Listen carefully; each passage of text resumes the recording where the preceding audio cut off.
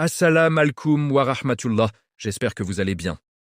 Dans cette vidéo, nous allons entreprendre un petit voyage dans le passé à l'origine de la création. Bien avant l'être humain ou même les dinosaures, bien avant les anges ou les djinns. Avant même le Big Bang et la création des cieux et de la terre. Avant toute création, il était là, le seul, l'unique, l'éternel, Allah. Et en effet, un jour quelqu'un demanda au prophète Mohammed alayhi salam où était notre Seigneur, avant qu'il ne débute la création. Et le prophète de répondre, rien n'existait à part lui. Il n'y avait rien au-dessous de lui et rien au-dessus de lui. Cela nous démontre que la création a besoin de Dieu et de rien d'autre. Car tout au début, il n'y avait que lui et rien d'autre. Allah dit dans le Coran, dans le sens du verset, Dieu est le créateur de toutes choses et de toutes choses. Il est le gardien. Tout en dehors du Créateur a été créé par lui et est sous sa domination. Dans cette vidéo, nous allons revenir ensemble au tout début de sa création, les premières choses qui ont été créées par Allah, puis d'enchaîner sur l'histoire du tout premier être humain de l'humanité, le prophète Adam alayhi salam. On en parle tout de suite après la petite intro. Comme nous l'avons vu, le prophète nous a dit qu'au départ, il y avait Allah et rien d'autre. Puis Dieu créa l'eau et le trône, arche comme l'indique le hadith. Rien n'existait à part lui. Il n'y avait rien au-dessous de lui et rien au-dessus de lui. Puis il créa le trône, au-dessus de l'eau. Ces choses ont donc été créées avant les cieux et la terre. Dieu mentionne à plusieurs reprises qu'il est le Seigneur du trône glorieux. Le coursier, quant à lui, est un repose-pied en bas du trône, et Allah lui est au-dessus du trône, rien ne lui échappe. Son repose-pied s'étend au-delà des cieux et de la terre. On rapporte dans un hadith, le repose-pied est comparable à une bague de métal, jetée au milieu d'un désert sur terre. Imaginez le trône, nous ne savons pas à quel point il est grand. Nous savons juste qu'Allah est plus grand que l'univers, qui lui-même est une grandeur inconcevable pour l'esprit humain. Par ailleurs, Allah parle dans le Coran des anges qui portent le trône. Ce sont des créatures immenses et magnifiques. Et au jour du jugement, ils seront 8 à porter le trône d'Allah. Ces anges glorifient Dieu et attestent de sa perfection. À noter que Dieu est indépendant du trône et indépendant de ceux qui portent le trône. En réalité, il n'a nul besoin du trône. Mais Dieu fait ce qu'il veut. Après la création de l'eau et du trône, Dieu créa le kalam, la plume. Dieu décréta les mesures de la création 5000 ans avant qu'il ne crée les cieux et la terre, tandis que son trône était sur l'eau. Mais quelles sont les dimensions du kalam? À quoi ressemble-t-il? Nous n'en avons aucune idée. Tout ce que nous savons, c'est que le prophète nous a dit, Dieu dit au kalam, écris. Et le kalam répondit au Seigneur, que dois-je écrire? Dieu dit, écris le destin de toutes choses jusqu'à ce que l'heure vienne. Comme nous l'avons constaté, le kalam fut créé 50 000 ans avant les cieux et la terre. Il écrivit tout ce qui allait se passer jusqu'au jour dernier, et cela sur ce qu'on appelle la tablette préservée. Le Créateur l'appelle ainsi parce qu'elle est protégée contre toute modification et contre tout accès. Tout est mentionné dans ce livre jusqu'à cette feuille tombant d'un arbre. Tout ce qui est arrivé, tout ce qui arrivera et tout ce qui aurait pu arriver est mentionné dans cette tablette. Cette tablette raffermit la confiance de l'homme en Allah, en ce sens que tout ce qu'il a décrété a été inscrit sur une tablette. Tout ce qui arrive est fait pour une juste raison. Dans nos vies, parfois nous comprenons les raisons de certaines choses, mais il y a certaines choses qui nous échappent. Nous n'arrivons pas à en saisir le sens. Mais nous devons savoir que Dieu sait ce qu'il fait et qu'il le fait pour notre bien. Dieu va par la suite créer les cieux et la terre. Il y avait une singularité initiale qui va subitement libérer une énorme quantité d'énergie avant que l'univers ne rentre dans une phase d'expansion. Et petit à petit, les planètes vont se former ainsi que les étoiles et toute la matière existante. Cette description correspond parfaitement au verset du Coran. Ceux qui ne croient pas ne savent-ils pas que les cieux et la terre ne forma à l'origine qu'une masse compacte? Puis, nous les avons séparés et fait de l'eau toute chose vivante. Ne croiront donc-ils pas? Sur la base de ce verset, certains érudits affirment que Dieu a créé les cieux avant de créer la terre. Seriez-vous plus difficile à créer que le ciel? C'est pourtant Dieu qui l'a créé. Puis il en a élevé bien haut la voûte. Il en a ensuite assombri la nuit et en a fait luire le jour. Par la suite, il a étendu la terre et en a fait jaillir son eau et pousser ses pâturages. Et les montagnes, il les a fermement ancrées. Tout cela afin de pouvoir à vos besoins et à ceux de vos bestiaux. En science, on sait d'ailleurs que la Terre est une création assez récente par rapport à l'âge total de l'univers. Certains pourraient se demander, la science explique que le Big Bang a 13 milliards d'années, alors qu'il y a un verset qui nous dit « Votre Seigneur, c'est Allah qui a créé les cieux et la terre en 6 jours, puis s'est établi sur le trône. » Comment concilier ces deux informations? Eh bien, selon certaines interprétations, les 6 jours de la création des cieux et de la terre, mentionnés dans le Coran, constitueraient des périodes beaucoup plus longues que des journées de 24 heures. Le fait est que le terme employé yaum désigne à la fois un jour de 24 heures et des périodes beaucoup plus longues. Comme le montrent 2 versets, un yaum auprès de ton Seigneur est comme 1000 années de ce que vous comptez, en un yaum dont la quantité est de 5000 années. Ces versets prouvent bel et bien que le temps a une notion relative. L'ancien Oulama avait d'ailleurs déjà proposé que ces 6 jours ne seraient pas de 24 heures, mais d'une durée beaucoup plus longue. Allah est également le créateur des océans, des rivières et de la pluie, ainsi que du soleil et de lune. Et parmi ces signes, il y a la nuit et le jour, le soleil et la lune. Ne vous prosternez ni devant le soleil, ni devant la lune, mais prosternez-vous devant Dieu qui les a créés si c'est vraiment lui que vous adorez. Dieu créa les anges à partir de lumière.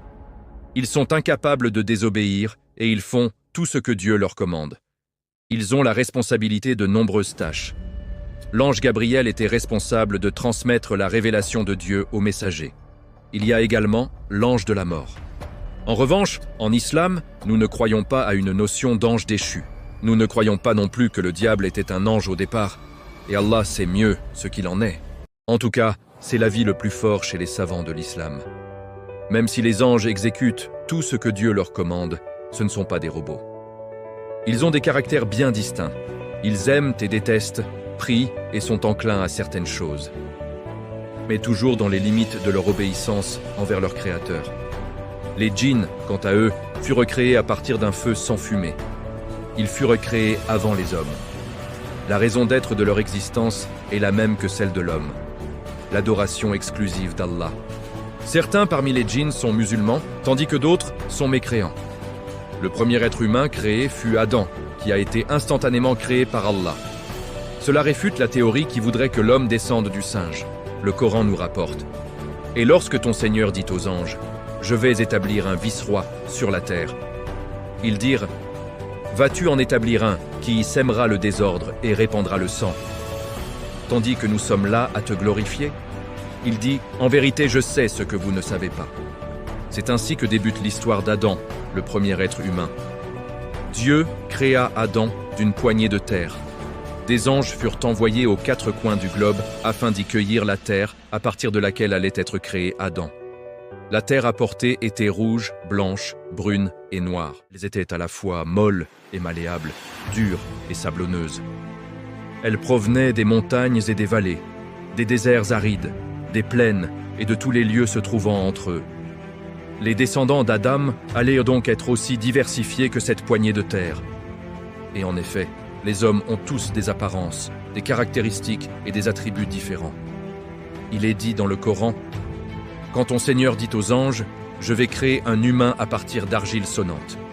Lorsque je l'aurai bien façonné et que je lui aurai insufflé de mon esprit, jetez-vous prosternés devant lui. » Il faut dire que Dieu honora de plusieurs façons ce premier être humain. Il lui insuffla son âme et le façonna de ses propres mains. Il dit aux anges « Prosternez-vous devant Adam. » Ils se prosternèrent tous, à l'exception d'Iblis, qui refusa de s'exécuter. Dieu a affirmé à l'humanité ne l'avoir créé que pour qu'elle l'adore. Tout dans ce monde a été créé pour Adam et ses descendants, pour les aider à mieux connaître Dieu et à l'adorer comme il se doit. De par son infinie sagesse, Dieu a fait d'Adam et de ses descendants les gardiens de la terre. Et c'est d'ailleurs pourquoi il a enseigné à Adam tout ce qu'il avait besoin de savoir pour mener à bien cette tâche. Et il a appris à Adam les noms de toutes choses. Dieu a donc donné à Adam la capacité d'identifier et de nommer toutes choses. Il lui a enseigné le langage de même que l'art de s'exprimer et de communiquer. Allah a imprégné Adam d'une soif inaltérable pour le savoir. Peu après qu'Adam eut appris les noms de toutes choses, Dieu dit aux anges, « Dites-moi les noms de ces choses, si vous êtes véridiques. » Ils dirent, « Gloire à toi, nous n'avons de savoir que ce que tu nous as enseigné. Certes, c'est toi l'omniscient, le sage. » Puis Dieu se tourna vers Adam et dit, « Ô Adam, informe-les de ces noms. » Puis lorsque Adam les eut informés de ces noms, Dieu dit, « Ne vous ai-je pas dit que je connais les secrets des cieux et de la terre ?» Adam tenta donc de s'adresser aux anges, mais ils étaient occupés dans l'adoration d'Allah. Les anges ont été créés dépourvus de libre arbitre. Adam, quant à lui, fut créé avec la faculté de raisonner, de faire ses propres choix et de comprendre l'utilité des choses qui l'entourent. Même si Adam connaissait le nom de toutes choses, il était bien seul au paradis. C'est alors qu'un matin, il vit une femme à ses côtés. Adam ouvrit les yeux et vit une jolie femme qui l'observait. Surpris, il demanda à la femme pourquoi elle avait été créée. Elle lui dit qu'elle était là pour combler sa solitude et pour qu'il puisse vivre en toute tranquillité auprès d'elle. C'est alors que les anges questionnèrent Adam. Ils savaient que celui-ci possédait un savoir qui leur faisait défaut et qui était essentiel à la vie des hommes. Ils demandèrent donc « Qui est-ce » et Adam de répondre « C'est Ève ». Ève est appelée A en arabe, qui signifie vivre. Adam dit aux anges qu'Ève avait été nommée ainsi parce qu'elle a été créée de lui-même et qu'il était lui-même un être vivant. Pour anecdote, la tradition judéo-chrétienne affirme elle aussi qu'Ève fut créée à partir d'une côte d'Adam. Il est dit « Homme, craignez votre Seigneur qui vous a créé d'un seul être et qui a créé à partir de celui-ci sa compagne. Puis de l'union de ces deux-là, il a fait proliférer une multitude d'hommes et de femmes. » Adam et Ève vivaient heureux au paradis. Le Coran ne révèle pas l'emplacement exact du paradis, mais les exégètes s'entendent pour dire qu'il n'est pas sur terre. Ce qui compte, c'est de comprendre la signification des événements. Allah s'adresse à eux en les mettant en garde. N'approchez pas de l'arbre que voici, sinon vous seriez du nombre des injustes. Ils savaient qu'il leur était interdit d'en manger. Cependant, Satan attendait le moment opportun pour exploiter la faiblesse de l'être humain. Qui est Satan d'ailleurs? Satan, c'est cette créature provenant du monde des djinns. Les djinns ont été créés à partir de feu sans fumée. Ils possèdent la faculté de raisonner et de choisir entre le bien et le mal. Satan était autrefois le plus vertueux des djinns. Si vertueux qu'il occupait une position élevée parmi les anges. Mais il refusa de se prosterner quand l'ordre fut donné. Alors Dieu dit, « Ô Iblis, pourquoi n'es-tu pas au nombre des prosternés ?» Il dit, « Je ne suis pas tel à me prosterner devant un homme. Que tu as créé d'argile sonnante extraite d'une boue malléable ?» Dieu dit, « Alors sors d'ici, car te voilà banni, et la malédiction sera sur toi. » Satan était donc dans le paradis, avec Adam et Ève, et il avait juré de les égarer et de les tromper, eux et leurs descendants. Il dit, « Je me tiendrai à l'affût d'eux sur ton droit chemin. Puis, je les assaillerai par devant, par derrière, par la droite et par la gauche. » Très orgueilleux, très arrogant, Satan se croyait meilleur qu'Adam et de toute l'humanité qui découlera de lui. Satan était très malin et savait très bien où se cachaient les faiblesses des hommes. Il connaît leurs désirs et leurs passions. Satan n'a jamais dit directement à Adam et Ève « Allez manger de cet arbre », tout comme il ne leur a pas dit directement de désobéir à Dieu. Il a plutôt chuchoté dans le cœur d'Adam et Ève des pensées. Il a essayé d'y semer des envies troublantes. Le waswas. Votre Seigneur ne vous interdit cet arbre que pour vous empêcher de devenir des anges ou de devenir immortels. C'est ainsi que l'arbre devint pour eux une véritable obsession. Puis un jour, ils n'en pouvaient plus. Ils mangèrent des fruits de l'arbre. Adam et Ève se comportèrent comme tous les êtres humains. L'esprit occupé de pensées, ils en oublièrent les mises en garde d'Allah. C'est à ce stade de l'histoire que les textes de la tradition judéo-chrétienne diffèrent avec les textes islamiques. Nulle part dans le Coran, il est dit que Satan se serait présenté sous la forme d'un serpent. Jamais les textes islamiques n'ont laissé entendre qu'Ève aurait été la plus faible ou qu'elle aurait poussé Adam à désobéir. Adam et Ève ont commis l'erreur de manger les fruits de l'arbre interdit.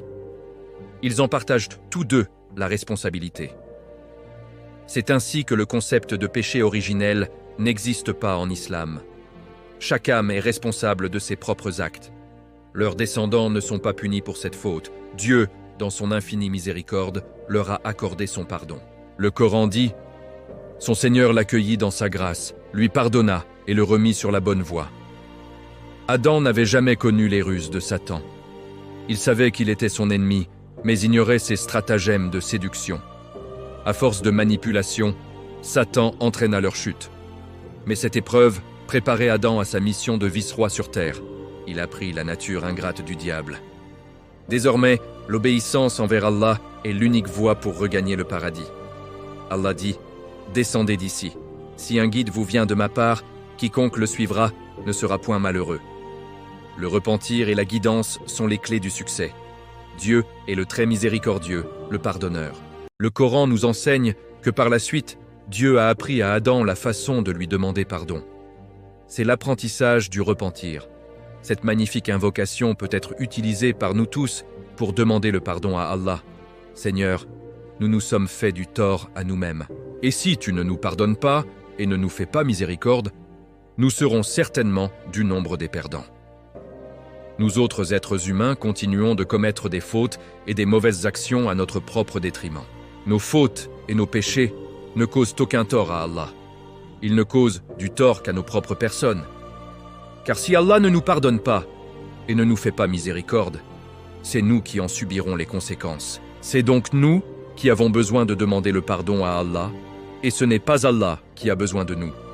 Ainsi Adam et Ève descendirent du paradis et s'installèrent sur terre. Cette expérience démontre également que l'homme possède un libre arbitre.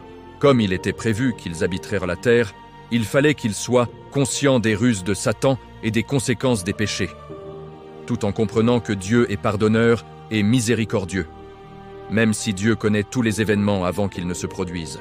Cela ne change rien au fait que les hommes jouissent bel et bien d'un libre arbitre. Adam possédait un libre arbitre, et c'est pour cette raison qu'il dut supporter les conséquences de ses actes. Tous les êtres humains ont un libre arbitre. Ils sont libres de désobéir à Dieu ou de lui obéir. Mais nous devons en supporter les conséquences. Dieu loue ceux qui obéissent à ses commandements et leur promet une énorme récompense, tout comme il condamne ceux qui lui désobéissent. Plusieurs suppositions ont été émises sur l'endroit exact sur Terre où Adam et Ève sont descendus. Cependant, aucune de ces informations ne s'avère clairement authentifiée par les textes islamiques. Certains pensent qu'ils ont été dispersés sur terre avant de se retrouver au mont Arafat, et Allah sait mieux ce qu'il en est. Ce que nous savons par contre, c'est qu'Adam et Ève sont descendus sur terre un vendredi. Car dans un hadith, il est dit « Le meilleur des jours sur lesquels se lève le soleil est le vendredi ». Adam et Ève descendirent donc du paradis et commencèrent une toute nouvelle vie sur terre. Dieu leur avait maintenant appris qu'ils devaient se prémunir des insufflations du diable. Il avait appris à Adam le nom de toutes choses et lui avait appris leurs caractéristiques et leur utilité. Ensuite, Adam entreprit son rôle de prophète sur terre. Dieu donna à Adam la responsabilité d'enseigner à son épouse et à ses enfants la façon d'adorer Allah et de lui demander pardon. Adam établit les lois de Dieu sur terre et s'efforça de subvenir aux besoins des siens en travaillant la terre. Sa tâche consistait à perpétuer la race humaine, à cultiver la terre et à construire des abris pour les siens. Il devait également élever ses enfants qui allaient vivre en conformité avec les lois d'Allah et qui allaient ensuite prendre la relève. Toute l'humanité descend d'Adam. Dans un hadith, le prophète Mohammed nous apprend qu'Allah montra tous ses descendants à Adam. Ensuite, ce dernier vit une très belle lumière dans les yeux du prophète David, et il fut pris d'amour envers lui. Il se tourna alors vers Dieu et dit « Ô Seigneur, prends 40 ans de ma vie et donne-les-lui. » Dieu accepta. Adam était censé vivre 1000 ans, mais au bout de 960 ans, l'ange de la mort se présenta à lui. Surpris, Adam s'exclama « Mais il me reste 40 ans à vivre. » L'ange lui rappela alors le don fait au prophète David, mais Adam nia en bloc. Le prophète nous dit « Adam a oublié, alors ses enfants oublient. Adam a fait des erreurs, alors ses enfants font des erreurs. » En arabe, le mot pour humanité est insan, qui signifie « oublier ». Oublier fait partie de la nature propre à l'être humain. En réalité, Adam avait complètement oublié, et Dieu lui pardonna. Puis il se soumit à la volonté de Dieu et finit par mourir. Les anges descendirent et lavèrent le corps d'Adam. Puis, ils creusèrent une tombe et enterrèrent le corps du père de l'humanité. Avant sa mort, Adam avait rappelé à ses enfants que Dieu enverrait d'autres prophètes invitant les gens à l'adoration exclusive d'Allah. Il nomma comme successeur son fils Seth. Quant à l'histoire d'Abel et Caïn, c'est l'histoire d'une rivalité née de la jalousie. Cela va découler sur le premier meurtre de l'humanité. Je vous invite à découvrir leur récit complet via le lien. Allah dit dans le Coran et raconte-leur en toute vérité l'histoire des deux fils d'Adam. Les deux offrirent des sacrifices. Celui de l'un fut accepté et celui de l'autre ne le fut pas. Adam et Ève ont donné naissance à deux paires de jumeaux. D'une part, Abel et sa sœur, et d'autre part, Caïn et sa sœur. À cette époque, il était interdit d'épouser sa propre sœur jumelle. Il devait épouser la sœur de son frère. Mais Caïn, l'aîné, fut pris de jalousie face à cette règle. Sa propre sœur jumelle était d'une très grande beauté. Caïn refusa les directives de son père Adam. Pour résoudre le problème, Adam leur ordonna de présenter deux offrandes à leur créateur. Abel offrit une brebis bien consistante, la meilleure de son troupeau. Caïn, lui, donna une botte de céréales de mauvaise qualité. L'offrande d'Abel fut acceptée, mais pas celle de Caïn. Pour Caïn, c'était la goutte d'eau. Sa jalousie atteignit son paroxysme et il dit à son frère « Je te tuerai afin que tu ne puisses pas épouser ma sœur. » Et Abel va répondre « Allah n'accepte que de la part des pieux. » Et là, le diable Iblis a fait son travail d'insufflation satanique. Il l'incita à tuer son propre frère Abel et il finit par passer à l'acte en écoutant les insufflations sataniques. Comme vous le savez certainement, Caïn va tuer Abel. Il y a plusieurs versions concernant l'assassinat dans l'histoire des prophètes. La plus connue est qu'il l'aurait tué avec une pierre durant son sommeil. Allah sait mieux. C'est le premier meurtre de l'humanité. Le messager d'Allah a dit qu'aucune personne n'est injustement tuée sans que le premier fils d'Adam n'en assume une part. Car il fut le premier à commettre un meurtre. Arrêtons-nous un instant sur la gravité de la jalousie. Rappelez-vous, Azazil est devenu Iblis. Satan le maudit, car il a désobéi à son créateur par orgueil et jalousie. On voit que la source du mal est souvent liée à la jalousie. Et combien aujourd'hui sont éprouvés par ce sentiment néfaste. Partout au travail ou dans la famille, la jalousie est devenue énorme dans les sociétés. Il faut faire très attention à ne pas jalouser autrui, car rien de bien ne découlera de cela. Quand tu sais que c'est Dieu lui-même qui octroie des bienfaits à ses serviteurs, comment oses-tu jalouser ? C'est d'une certaine manière se dresser contre les choix de ton Créateur. Allah donne ou restreint à qui il veut. Comment peux-tu donc jalouser ton prochain quand tu sais de qui vient la subsistance ? Après avoir tué Abel, Caïn ne savait pas quoi faire de son cadavre. Il ne connaissait pas les rites funéraires. Il va marcher longtemps jusqu'à ce qu'Allah lui fasse parvenir la solution par l'intermédiaire de deux corbeaux. Les deux corbeaux s'affrontèrent et une fois l'un mort, le survivant creusa la terre avec son bec pour enterrer l'autre. Caïn s'exclama « Malheur à moi, je suis incapable d'être comme ce corbeau pour ensevelir le cadavre de mon frère. » Il imita le corbeau et enterra son frère. J'espère que cette histoire vous aura été bénéfique. N'hésitez pas à vous abonner ou à liker pour mettre en avant cette vidéo. Allah sait mieux. À la mort d'Abel, notre père Adam fut très triste. Alors Allah lui accorda un nouvel enfant, Seth. Seth deviendra un homme de vertu et un prophète. Son nom signifie « cadeau de Dieu ». Adam lui apprit les heures de la journée et les temps de dévotion. Que la paix soit sur vous. En effet, comme il est dit dans le Coran, « Et je n'ai créé les djinns et les hommes que pour qu'ils m'adorent ». Adam informa également Seth du futur déluge qui allait frapper le peuple de Noé. Certains rapportent que la généalogie de l'humanité remonte à Seth, car tous les autres enfants d'Adam disparurent. Adam mourut un vendredi. Les anges lui apportèrent un baume et un linceul du paradis, puis présentèrent leurs condoléances à son fils et héritier, Seth. On dit que les créatures le pleurèrent pendant 7 jours. Après sa mort, Seth prit ses responsabilités et régna en toute justice. Pendant que Seth et les siens vivaient paisiblement dans les montagnes, les descendants de Caïn s'installèrent dans les plaines, dans un désordre total. Les hommes des montagnes étaient beaux, tandis que les femmes des plaines possédaient une grande beauté. Un jour, les gens des plaines organisèrent une fête pleine de débauche. C'est alors que Satan tenta les gens des montagnes de descendre vers les plaines pour se mélanger à ces festivités. Seth mit en garde son peuple contre cette tentation jusqu'à la fin de ses jours. À sa mort, il transmit ses recommandations à son fils Enoch, suivi de Kénan et de Maléléel, que certains disent être le bâtisseur de Babylone. Bienvenue dans le récit sacré du prophète Noé, tel que rapporté par le Coran. Une histoire de foi, de patience et de persévérance face à l'adversité. Au début de l'humanité, les hommes vivaient dans l'unité et la paix, n'adorant que le Créateur unique sous la lumière de la vérité originelle. Le prophète Noé, homme d'une grande sagesse, marchait parmi eux, rappelant sans cesse la beauté du monde et les signes divins cachés dans la création. Il observait le soleil et les étoiles, invitant son peuple à méditer sur la grandeur d'Allah à travers cette terre vaste et généreuse. 10 générations passèrent depuis le premier homme. Avec le temps, la foi commença à vaciller et les cœurs à s'endurcir face aux tentations. C'est alors que le diable, sous une forme subtile, suggéra d'ériger des statues en l'honneur des hommes pieux disparus pour ne pas les oublier. Ce qui commença comme un simple hommage se transforma. Les générations suivantes oublièrent le sens de ces monuments, et l'idolâtrie s'installa progressivement. Les statues de pierre devinrent des objets de culte, détournant les hommes du chemin de l'unicité vers les ténèbres profondes de l'ignorance. Noé s'éleva alors avec courage. « Ô mon peuple, adorez Allah, vous n'avez pas d'autre divinité que lui », s'écria-t-il avec ferveur. Les notables, imbus de leur richesse et de leur pouvoir, le méprisèrent. Ils ne voyaient en lui qu'un homme ordinaire suivi par les démunis. Pourtant, les plus humbles trouvaient refuge dans ses paroles, percevant la vérité divine là où les puissants fermaient volontairement les yeux.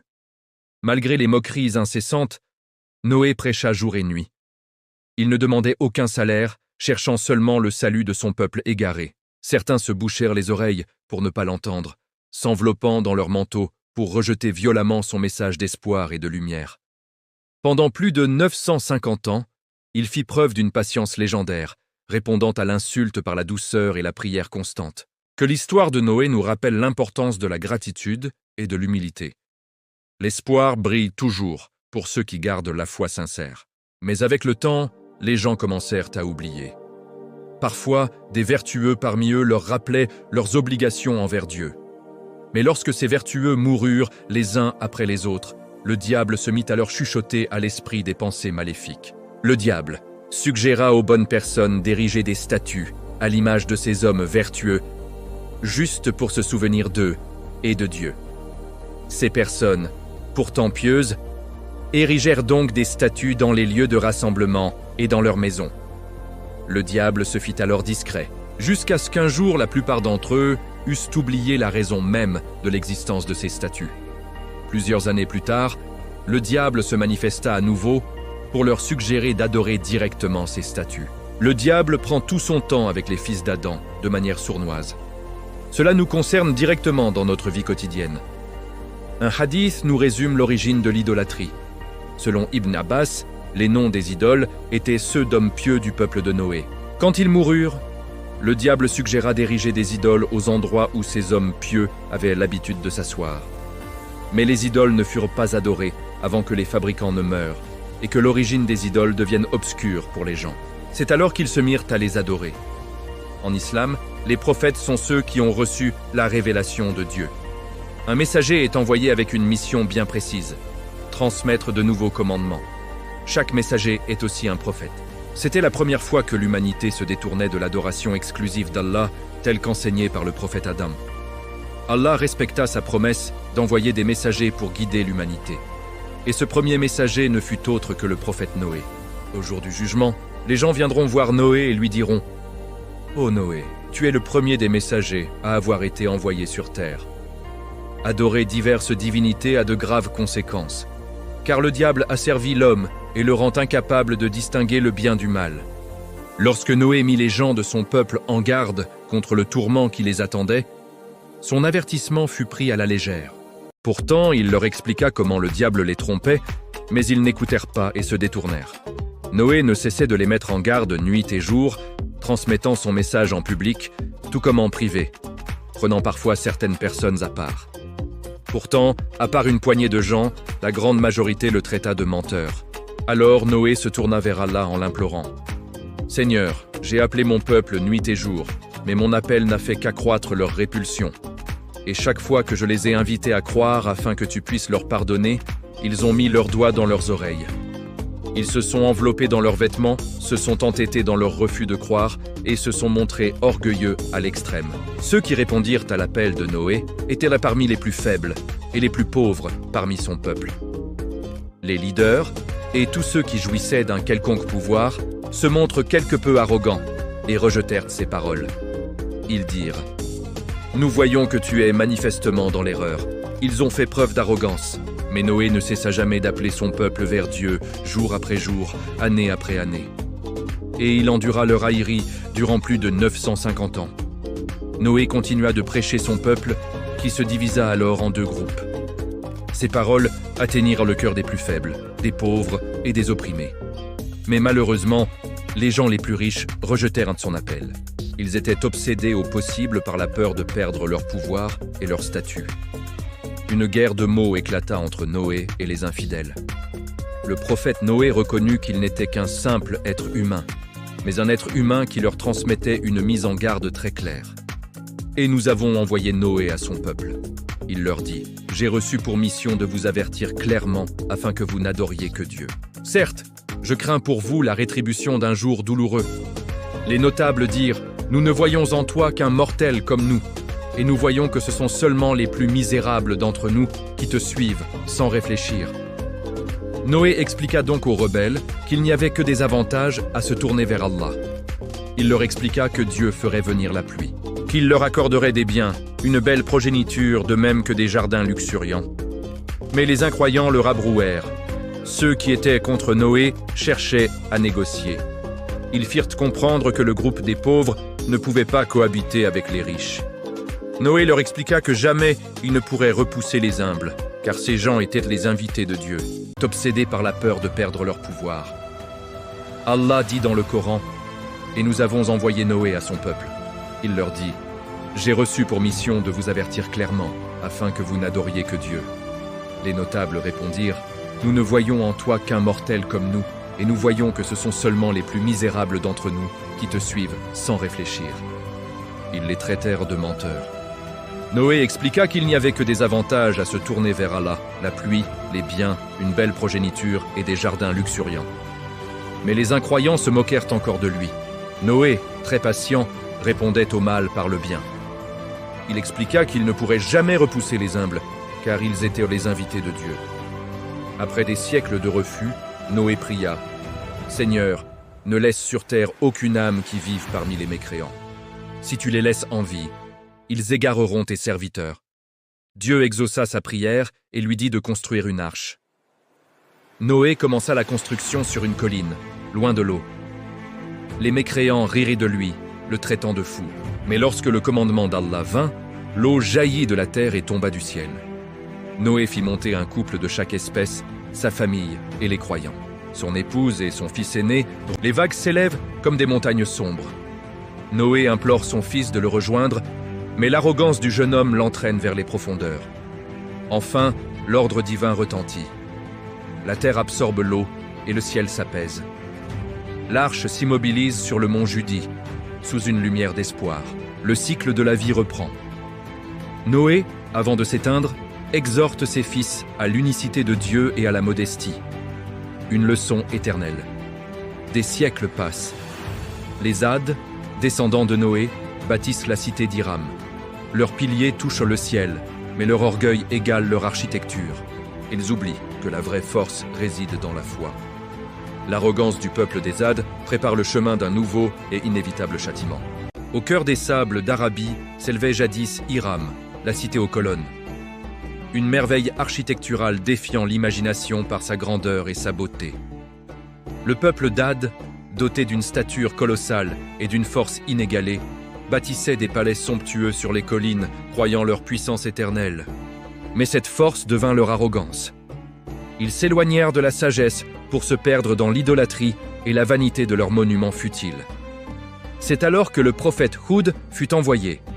Avec humilité et dignité, il les appela à abandonner leur orgueil et à revenir vers l'unique. Les membres d'Ad se moquèrent de ces avertissements.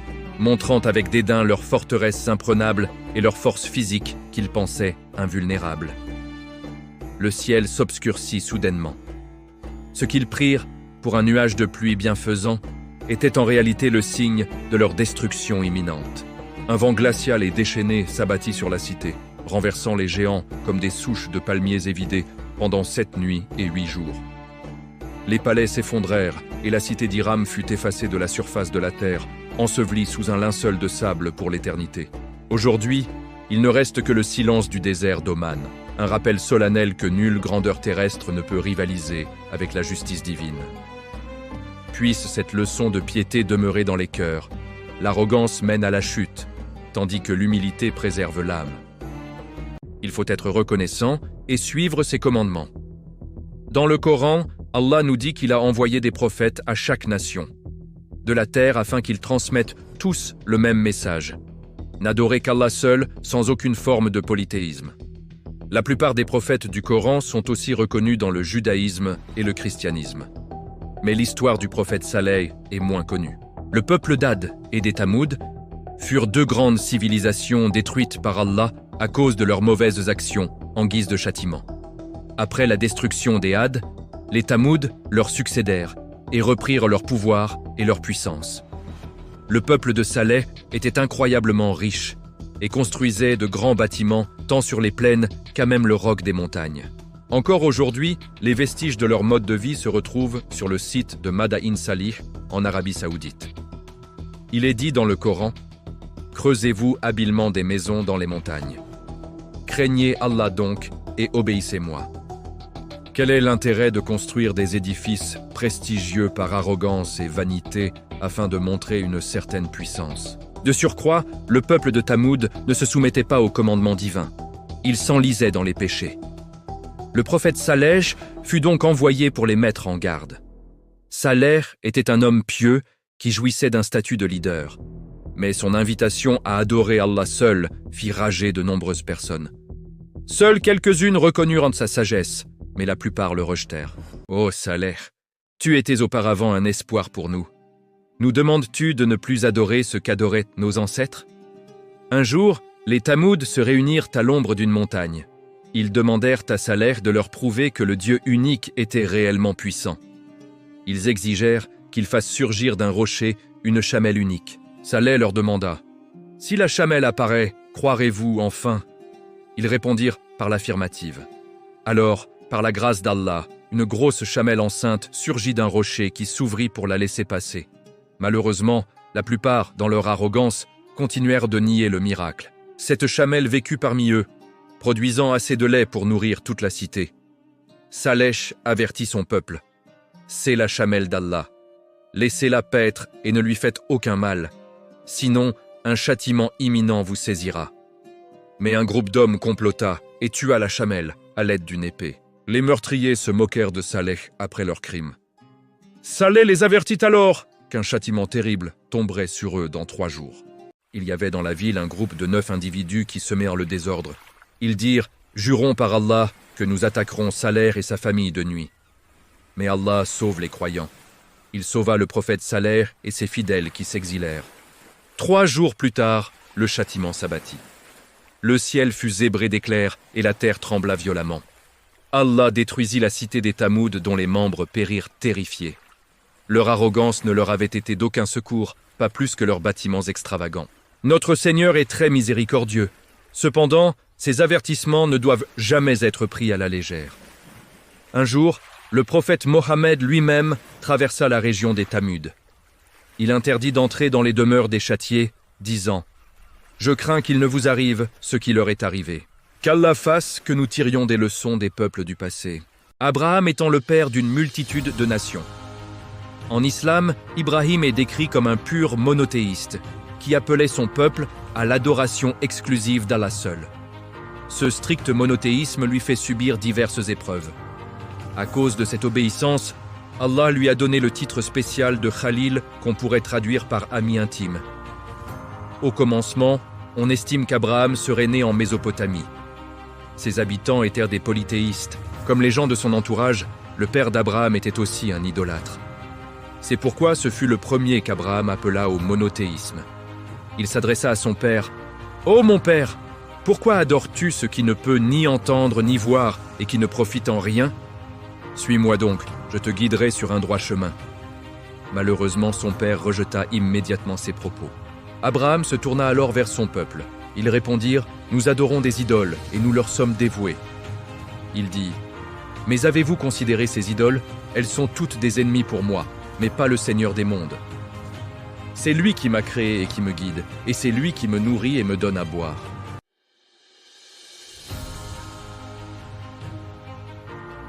Il dit « Mais avez-vous considéré ces idoles que vous adorez et qu'adoraient vos ancêtres? Elles sont toutes des ennemis pour moi. C'est lui qui m'a créé et qui me guide. C'est lui qui me nourrit et me donne à boire. Et c'est lui encore qui me guérit. » Abraham fit comprendre à son peuple que le Seigneur ne se trouvait pas dans les idoles, mais qu'il était le créateur de tout. Il expliqua qu'Allah est capable de tout et n'est jamais limité. Il dit « Certes, vous et vos ancêtres étiez dans l'erreur. » Sa vie fut marquée par la douleur et l'opposition. Son peuple resta sourd à son appel, se moquant. « Apportes-tu la vérité ?» Abraham s'opposa à sa famille pour transmettre le message du pur monothéisme, le rejet de toutes les fausses divinités terrestres ou célestes. Ostracisé pour ses convictions, il tint bon. Allah dit « Certes, je vais faire de toi un guide pour les gens. » Le moment vint d'agir. C'était l'époque d'un festival. Son peuple quitta la ville, mais Abraham déclina l'invitation, disant « Je suis malade. » Comme leur temple était désert, il s'y rendit. Il les fit toutes voler en éclats à l'exception de la plus imposante. Quand les prêtres revinrent, ils constatèrent ce sacrilège. Ils se demandèrent qui avait bien pu faire cela à leurs idoles. Il répondit « C'est la plus grande d'entre elles que voici qu'il l'a fait. Demandez-leur donc si toutefois elles peuvent parler. » Confus, ils répondirent « Tu sais bien que ces idoles ne parlent pas. » Abraham poursuivit « Adorez-vous donc ce qui ne peut vous nuire ?» Ils décidèrent de le tuer, qu'on lui dresse un bûcher et qu'on le lance dans la braise ardente. Ses dernières paroles furent « Allah nous suffit. Il est notre meilleur garant. » Il ne flancha pas devant cette mort atroce. Mais Allah n'avait pas destiné Abraham à mourir sur un bûcher ce jour-là, car il lui avait réservé une grande mission. Ibrahim était le père des plus grands prophètes. Sauvé miraculeusement des flammes par Allah, le feu devint pour lui une fraîcheur apaisante, alors que son peuple tentait de le perdre. Conduit devant le roi Nemrod, qui se croyait l'égal de Dieu, Ibrahim fit face à son arrogance. « Mon Seigneur donne la vie et la mort, » dit-il. Le roi tenta de l'imiter par un simulacre cruel, mais Ibrahim le réduisit au silence. Allah fait lever le soleil à l'est, fais-le donc lever à l'ouest. Le mécréant resta confondu. Après des années de rejet, Ibrahim reçut l'ordre de partir. Accompagné de son épouse Sarah et de son neveu Lot, il émigra vers la terre de Canaan. Plus tard, avec sa servante Hadjar, il eut un fils, Ismaïl, mais une ultime épreuve l'attendait.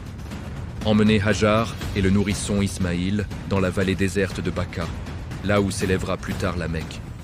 Avec une foi totale, il les laissa sous la protection d'Allah dans ce climat hostile, munis seulement d'un sac de dattes et d'un peu d'eau.